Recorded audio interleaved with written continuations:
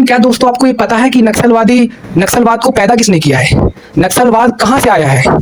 तो आपको ये जानकर हैरानी होगी कि जो सरकार आज नक्सलवाद के खिलाफ आज अगेंस्ट में खड़ी हुई है, जो सरकार और जो मीडिया आज नक्सलवाद को बता रही है कि जो भी नक्सलवादी आइडियोलॉजी से जुड़ेंगे उनका हम खात्मा करेंगे, तो मैं बता दूं आपको कि यही सरकार है, इसी सरकार ने नक्सलवाद को जन्म दिया है। ये आपको सुनकर काफी आश्चर्य लग रहा होगा, थोड़ा कठोर भी लग रहा होगा। मैं आपकी बात से सहमत भी हूं। आपको ये समझना होगा कि नक्सलवाद क्यों आया है। आपको मालूम है कि जो हमारा भारत का इलाका है छत्तीसगढ़ और झारखंड, यहाँ पे सबसे ज्यादा नक्सली पाए जाते हैं। लेकिन क्या आपको ये भी मालूम है कि भारत का झारखंड और ये छत्तीसगढ़ जो इलाका है, उस इलाके में सबसे ज्यादा ट्राइबल्स भी पाए जाते हैं।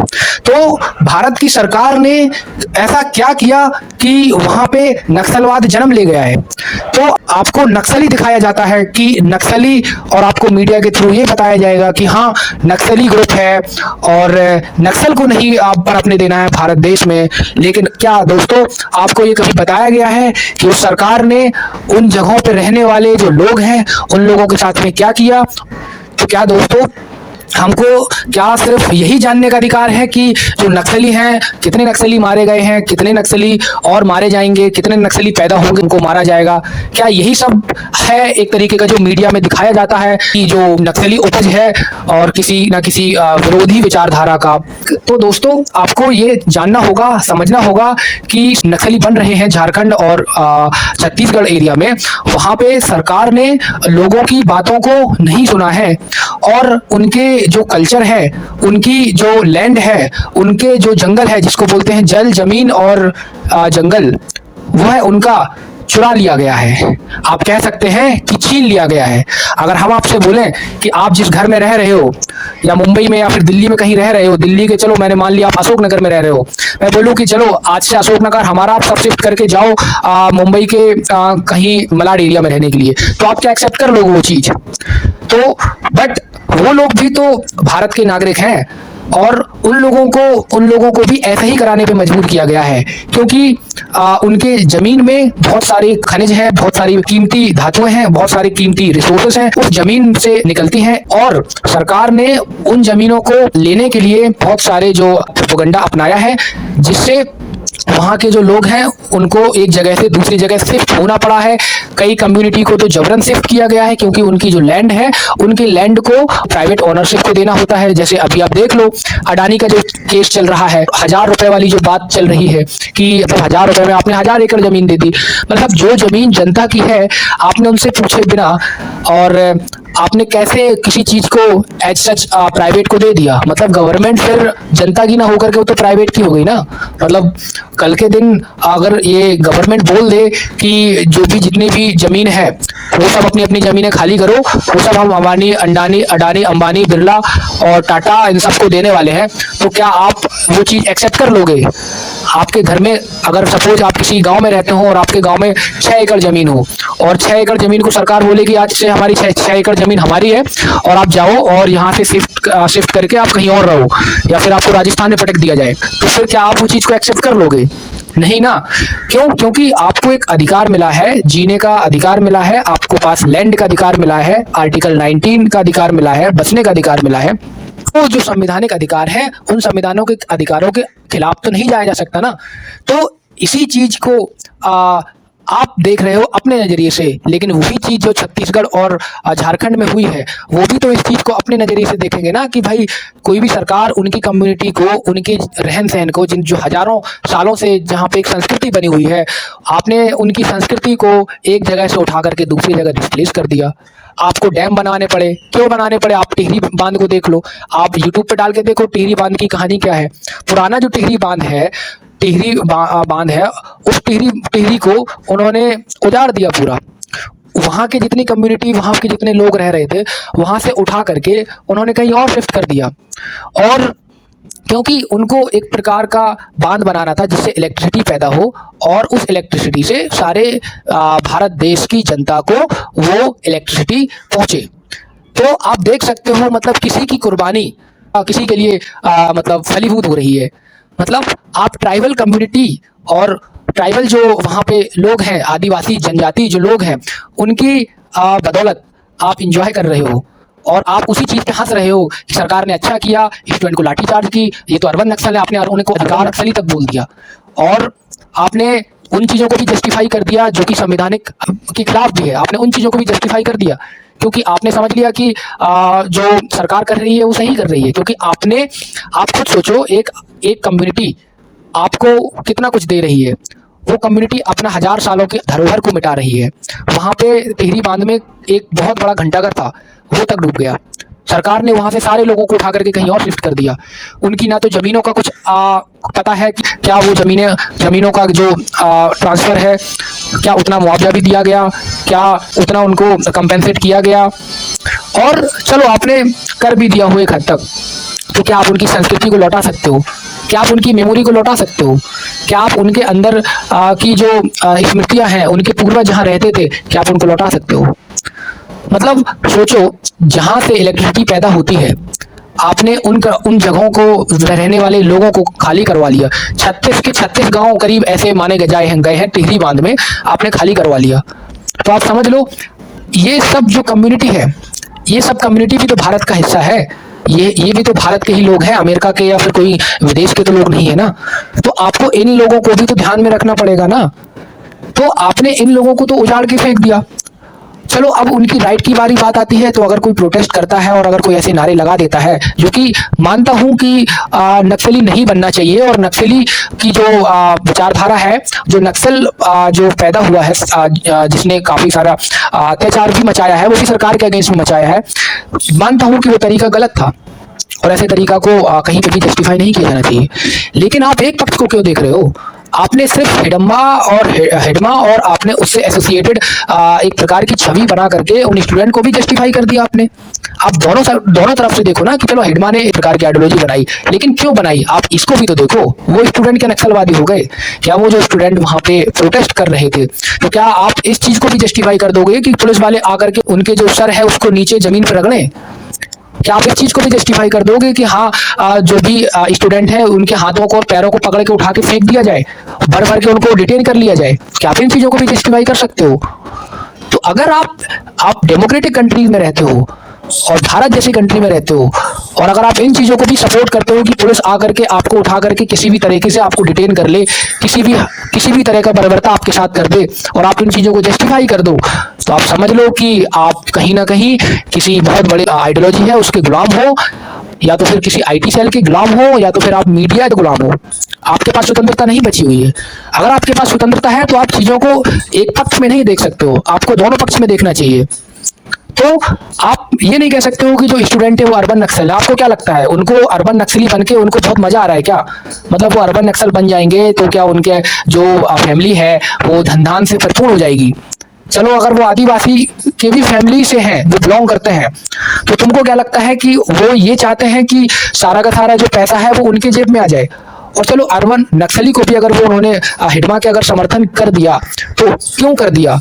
तो इसका मतलब क्या ये है कि मतलब जो भी मतलब क्या वो कल के दिन नक्सली बनने जा रहे हैं? नहीं ना, वो स्टूडेंट हैं, पढ़ने लिखने वाले स्टूडेंट हैं, जेएनयू और डीयू जैसे इंस्टीट्यूट से निकलने वाले हैं। कहीं ना कहीं वो गोदी मीडिया के अगेंस्ट में तो दिमाग रखते ही होंगे ना। ऐसे ही तो नहीं कोई प्रोटेस्ट करने लग गया वहां पे जाकर के। यहाँ लोग घर से बाहर सड़क टूट जाती है, लोगों के पास वार्ड मेंबर तक के पता होता है, सब कॉन्स्टिट्यूशन में दिया गया है। किसी की इतनी हिम्मत नहीं होती है कि लोग उठ करके वार्ड मेंबर के पास जाके ये बताएं कि आपने गलत किया है और ये जो रोड डला हुआ है, ये नाली डली हुई, टूटी हुई है और इस नाली को दोबारा से बनवाया जाए। घर के बाहर टूटी हुई नाली देख सकते हैं, घर के बाहर टूटी हुई सड़क देख सकते हैं, तो आप सोचो वो लोग प्रोटेस्ट क्या ही करेंगे। प्रोटेस्ट तो छोड़ ही दो, लेकिन जो प्रोटेस्ट करने जा रहे हैं, लोग समस्याएं से लड़ने जा रहे हैं, उनको भी आईटी मीडिया, बीजेपी की मीडिया उस प्रकार का बना देती है, जिस प्रकार का डाइवर्ट कर देती है कि नहीं यार, ये जो प्रोटेस्ट हो रहा है ये अर्बन नक्सली का है। तो इसका मतलब उन्होंने जस्टिफाई कर दिया कि कहीं ना कहीं ये लोग ना बाइज्ड हैं और सरकार जो कर रही है वो सही कर रही है। सरकार अगर प्रोटेस्ट को दबाने को चलने का काम कर रही है तो वो सही कर रही है। तो इसमें सारी जनता जो है, जो मीडिया के फेवर में भी आ जाती है, वो भी इस चीज को सपोर्ट करती है कि हाँ, जो स्टूडेंट जेएनयू डीयू से करके वो प्रोटेस्ट कर रहे हैं वो गलत है। आप कर लो प्रोटेस्ट, आपने क्यों नहीं किया प्रोटेस्ट? वहां बैठे बैठे जो लोग बहुत सारे कमेंट मार रहे हैं, यूट्यूब में बहुत सारी वीडियोस देख करके बहुत बड़े कल्ट और राइट विंग बन जा रहे हैं, आप जाकर के वहां पे जाके एक दिन प्रोटेस्ट करके देखो, आपको प्रॉब्लम नहीं दिखेगा। आपको नहीं प्रॉब्लम समझ में आ रहा है कि AQI 900 पार जा रहा है या 1000 पार जा रहा है, आपको ये नहीं मतलब है, वहां के लोगों को मतलब भी नहीं है। लेकिन क्यों मतलब नहीं है? क्योंकि नहीं जानते ना क्या होता है प्रोटेस्ट, क्या होती है आजादी, क्या होता है संवैधानिक राइट, क्या होती है सरकार से, हमारी सरकार से हम क्या क्या और ले सकते हैं, क्या सरकार हमारी है, हम सरकार के हैं, वो चीजें नहीं मालूम ना। सरकार की कितनी रिस्पॉन्सिबिलिटी होती है, कितनी अकाउंटेबिलिटी बनती है एक जनता के प्रति, वो नहीं मालूम ना उनको, तो सरकार की भजाएंगे ना।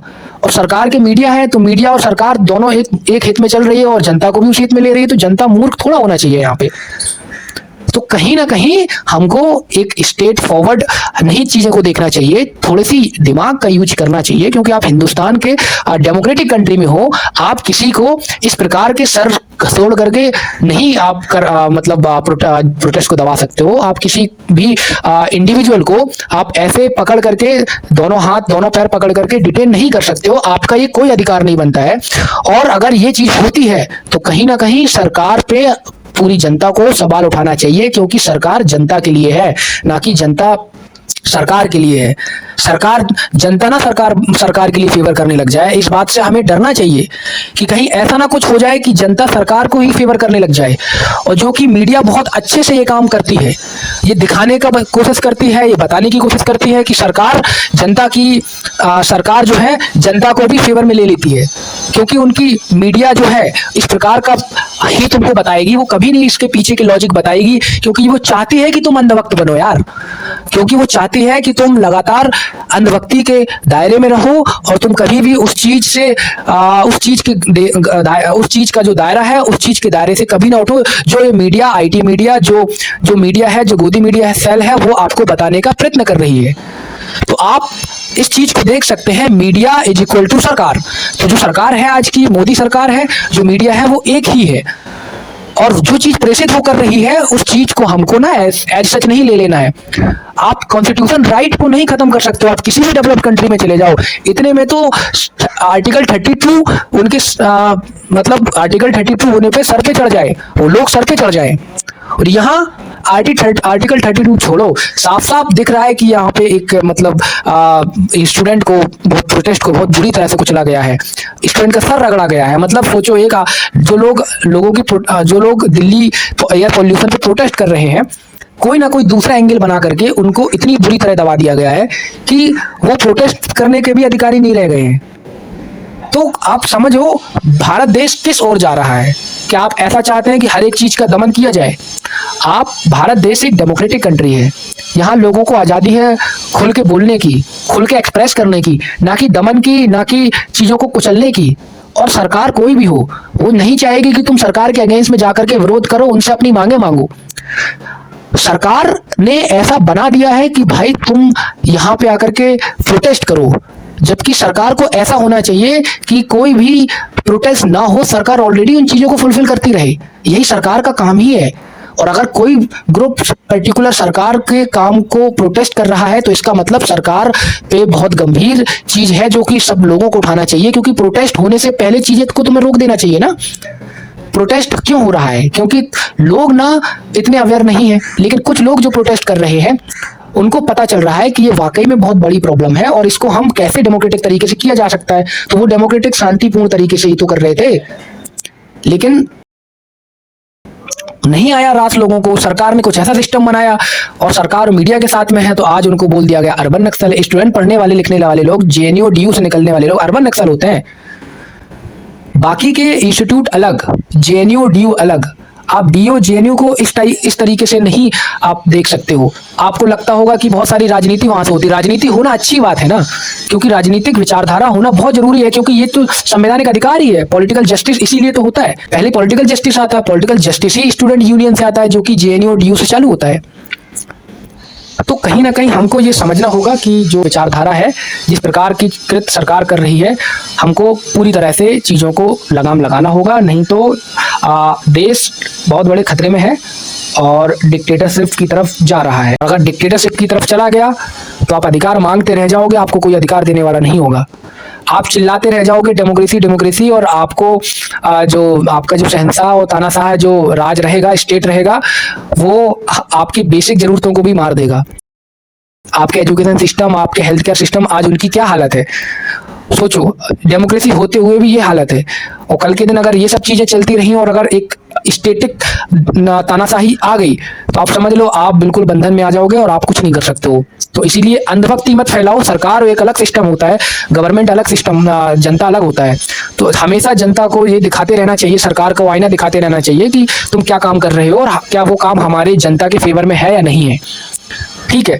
और जो कर रहा था एनएसए वाला, जो जिसको एनएसए लगवा दिया गया लद्दाख का, जो वो भी तो यही काम कर रहा था, उसको भी एनएसए लगा दिया। उसको भी अर्बन नक्सल बोलोगे क्या? मतलब जो सही तरीके से चीजों को करे उस पर भी तुमने एनएसए लगा दिया। अभी मतलब फिर कौन सा तरीका है जो सरकार चाहती है कि हम उस तरीके से करें जिससे कि एक तरीके का जो जन आवाज है वो सरकार के कानों में गूंजे और सरकार चीजों को करे। वहां पे भी तो वो यही कह रहा था कि सिर्फ शेड्यूल लाइए ताकि ट्राइबल कम्युनिटी को बचाया जा सके। और उसने कौन सा गलत तरीका, उसने 1000 कदम की यात्रा भी तय करी दिल्ली, लद्दाख से दिल्ली तक, ताकि सरकार को ये समझ सके कि हमारा स्टेट है उसको एक शेड्यूल ट्राइब में डाला जाए, उसको एक केंद्र शासित प्रदेश में बनाया जाए ताकि उनकी ट्राइबल कम्युनिटी को भी रक्षा हो। कहाँ सुन रही है? उनके लिए अगर आप फेवर में हो, अगर उनके लिए आपके अंदर हमदर्दी है तो आपके अंदर इनके लिए भी हमदर्दी होनी चाहिए कि ये जो स्टूडेंट प्रोटेस्ट कर रहे थे ये अर्बन नक्सल नहीं है। और जो नक्सली बना है हिडम्बा, जो आपने बोला है वो हिडम्बा का तरीका गलत था, उसने जो किया है गलत है, नारे नहीं लगने चाहिए, ये चीज भी गलत है। लेकिन अगर आप उनको अर्बन नक्सल बोलोगे जो स्टूडेंट है जो, तो ये चीज गलत होगी, क्योंकि जहां से कोई बात करना नहीं चाहता वहां से वो स्टूडेंट जेएनयू और डीयू के लोग बात करते हैं। तो कहीं ना कहीं हमको दोनों एंगल समझना होगा, उसके बाद हम कोई राय दें, कमेंट करें किसी स्टूडेंट पे, क्योंकि आप डेमोक्रेटिक कंट्री में हो तो अब सरकार इस टाइप तो चाहेगी कि भाई आप मतलब वो एंजॉय करती रहे और वो बड़े बड़े जो पूंजीपति लोग हैं उनको अपना पैसा देता रहे और उनको अपनी लैंड देती रहे, उनको सारे रिसोर्सेज दे दे। क्योंकि सरकार और ये लोग तो अब आपको मालूम ही है कि किस प्रकार के ये लोग, सरकार और ये जो पूंजीपति लोग हैं वो हो गए हैं। एक पैसा देता है, वहां से मतलब चीजें चलती हैं। अगर आप अगर आप प्राइवेट ओन में हो तो आप पैसा दोगे ताकि आप गवर्नमेंट बनाओ, ताकि एक बार गवर्नमेंट बने तो आप प्राइवेट को चलाओ, तो आप उनके फेवर करो, आप 1000 एकड़ जैसी जमीनें दो, 1000 रुपए में जो 1000 एकड़ जमीन दे दो। तो ये सब चीजें एक दूसरे से मिलती जुलती है। इसीलिए सरकार अगर आप फेवर में आ रहे हो तो ये बहुत गंभीर बात है। आप वहां पे जो प्रोटेस्ट हो रहे थे आप उनको भी नहीं दबा सकते हो, कुचल सकते हो कि जिस बिकॉज की जो हिडम्बा है और उनके नारे लग रहे थे। इससे आप मेन मुद्दे को नहीं भटका सकते हो, जो कि दिल्ली एयर पोल्यूशन था, आपने उन चीजों को भटकाया है।